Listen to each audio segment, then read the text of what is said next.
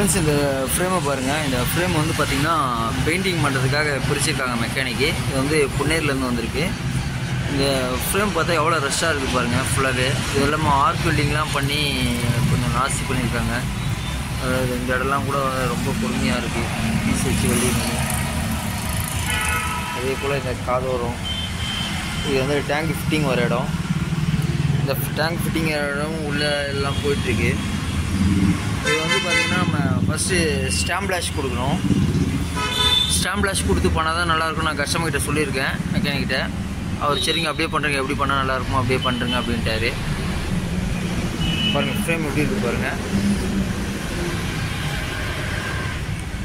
இது ஸ்டாம்பிளாஷ் முடிஞ்ச உடனே எப்படி இருக்குன்னு நான் உங்களுக்கு காட்டுறேன் பாருங்கள். ஸ்டாம்பிளாஷ் பண்ண கொடுத்துருந்தோம். ஸ்டாம்பிளாஷ் பண்ணியாச்சு. அது பண்ணிடலாமல் ப்ரைமரும் அடிக்க சொல்லியிருந்தேன். ப்ரைமரும் அடித்தாச்சு.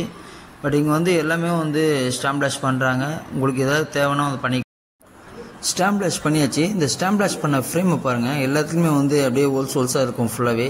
இது கண்டமாகிடுச்சு சுத்தமாக ஃப்ரேமு. இதை பழுப்பு ஃபுல்லாகவே மாற்றி ஆகணும் ரெண்டு பக்கமும். அது மட்டும் இல்லாமல் நிறைய பேருக்கு ஸ்டாம்பிளாஷ் எங்கே பண்ணுறன்றது தெரியல. பட் இதில் வந்து அதோட விசிட்டிங் கார்டு அமைச்சிருக்கேன், பார்த்து நீங்கள் பண்ணிங்க.